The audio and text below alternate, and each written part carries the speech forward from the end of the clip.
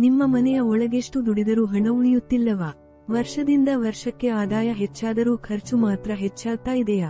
ಹಣ ತರುತ್ತಾ ಎಲ್ಲೋ ಹೋಗ್ತಾ ಇದೆಯಾ ಅಂತ ತಲೆ ತಿರುಗಿಸ್ತಾ ಇದ್ದೀರಾ? ಆಗ ಈ ವಿಡಿಯೋ ನಿಮ್ಮಗಾಗಿ. ಇಂದು ನಾವು ಹೇಳ್ತಿರೋ ಉಪಾಯಗಳನ್ನು ಅನುಸರಿಸಿದರೆ ಹಣ ಮನೆಗೆ ಸೆಳೆಯುವುದು, ಉಳಿಸುವುದು ಮತ್ತು ವೃದ್ಧಿಪಡಿಸುವುದು ಸುಲಭ. ಹಣ ಎಂಬುದು ನಮ್ಮ ಜೀವನದ ಅತ್ಯಂತ ಮುಖ್ಯ ಅಂಶ. ಹಣವಿಲ್ಲದೆ ಬದುಕು ಕಟ್ಟಿಕೊಳ್ಳಲು ಸಾಧ್ಯವಿಲ್ಲ. ಆದರೆ ಕೆಲವೊಮ್ಮೆ ನಾವು ಎಷ್ಟು ದುಡಿದರೂ ಹಣ ಉಳಿಯುವುದಿಲ್ಲ. ಮನೆಯಲ್ಲಿ ಹಣ ನಿಲ್ಲದೆ ಒಂದೆಡೆ ಲಭ್ಯವಾದ ಹಣ ಇನ್ನೆಡೆ ಕಳೆಯುತ್ತದೆ.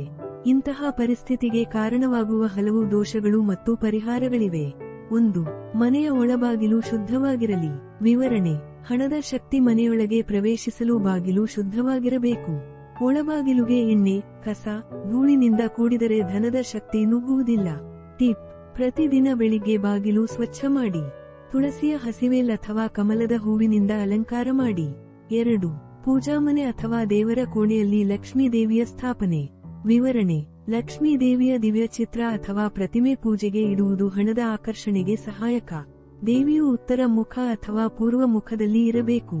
ಪರಿಗಣಿಸಬೇಕಾದ ಅಂಶಗಳು: ಎಲ್ಲಿ ಇಡಬೇಕು, ಹೇಗೆ ನಿತ್ಯ ಪೂಜೆ ಮಾಡಬೇಕು, ಕನಿಷ್ಠ ಶುದ್ಧತೆ ಏನು. 3. ಗರ್ಭಗೃಹದಲ್ಲಿ ಜಾಡಿಸುವ ವೈಭವದ ಲೈಟ್ ಅಥವಾ ದೀಪ. ವಿವರಣೆ: ನಿತ್ಯ ದೀಪ ಬೆಳಗಿಸುವುದು ಪಾಸಿಟಿವ್ ಎನರ್ಜಿಯನ್ನು ತರುತ್ತದೆ.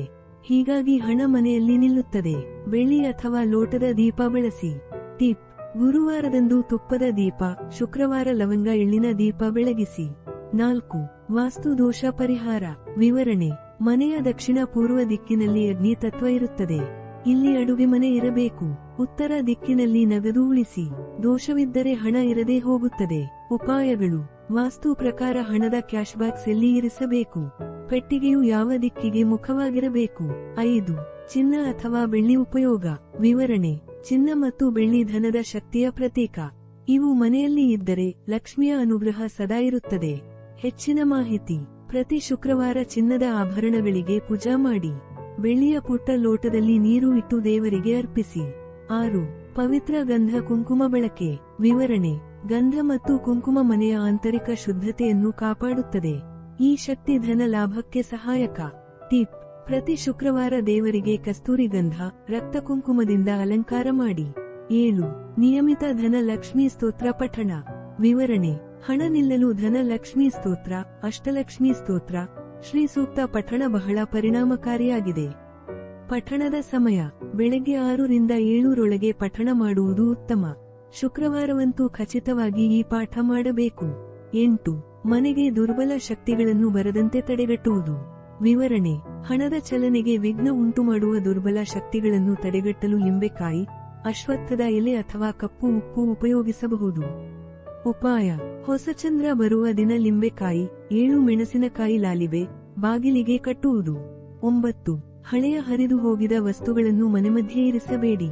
ವಿವರಣೆ: ಹಳೆಯ ಹರಿದು ಹೋಗಿದ ಬಟ್ಟೆ, ಕುಳಿತ ಹಳೆಯ ಬಟ್ಟಲೆಗಳು, ಬಿಕ್ಕಿ ಹೋಗಿದ ಗಾಜುಗಳು, ಹಳೆಯ ಗಡಿಯಾರ ಇವೆಲ್ಲ ಧನದ ವಿಘ್ನಕ್ಕೆ ಕಾರಣವಾಗುತ್ತವೆ. ಟಿಪ್: ಪ್ರತಿ ತಿಂಗಳು 1 ದಿನ ಶುದ್ಧಿ ದಿನ ಎಂದು ನಿಗದಿ ಮಾಡಿ ಈ ವಸ್ತುಗಳನ್ನು ಹೊರಹಾಕಿ. 10. ಮನಸ್ಸಿನ ಶುದ್ಧತೆಯು ಹಣದ ಸೆಳೆಯಲು ಅಗತ್ಯ. ವಿವರಣೆ: ಅನ್ಯಾಯದ ಹಣ ಎಂದಿಗೂ ಮನೆಯಲ್ಲಿರದು. ನ್ಯಾಯವಾದ, ಪ್ರಾಮಾಣಿಕ ಮಾರ್ಗದಿಂದ ಗಳಿಸಿದ ಹಣ ಹೆಚ್ಚು ಕಾಲ ನಿಲ್ಲುತ್ತದೆ. ಅಭ್ಯಾಸ: ಸತ್ಕರ್ಮಗಳಲ್ಲಿ ಭಾಗವಹಿಸಿ.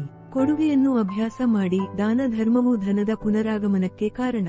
ಹಣ ಎಂದರೆ ಕೇವಲ ನೋಟು, ನಾಣ್ಯವಲ್ಲ, ಅದು ಶಕ್ತಿ. ಆ ಶಕ್ತಿಯು ಶುದ್ಧತೆ, ಪ್ರಾಮಾಣಿಕತೆ, ಭಕ್ತಿಯೊಂದಿಗೆ ಜೋಡಿಸಿದರೆ ಮಾತ್ರ ಮನೆಗೆ ಸೆಳೆಯಬಹುದು. ಮನೆ ಶುದ್ಧವಾಗಿರಲಿ, ಮನಸ್ಸು ಶುದ್ಧವಾಗಿರಲಿ. ದೇವರ ಮೇಲೆ ನಂಬಿಕೆ ಇಟ್ಟರೆ ಹಣ ಮನೆಗೆ ಬರುತ್ತದೆ, ಉಳಿಯುತ್ತದೆ ಮತ್ತು ಬೆಳೆಯುತ್ತದೆ. ಈ ಎಲ್ಲ ಟಿಪ್ಸ್ಗಳನ್ನು ಅನುಸರಿಸಿದರೆ ಹಣದ ಸಮಸ್ಯೆ ಶತಾಯಗತಾಯ ದೂರವಾಗಬಹುದು. ಇವು ನಿಮಗೆ ಸಹಾಯವಾದ್ರೆ ಈ ವಿಡಿಯೋವನ್ನು ಲೈಕ್ ಮಾಡಿ, ಕಾಮೆಂಟ್ ಮಾಡಿ ಹಾಗೂ ನಿಮ್ಮ ಸ್ನೇಹಿತರಿಗೂ ಶೇರ್ ಮಾಡಿ.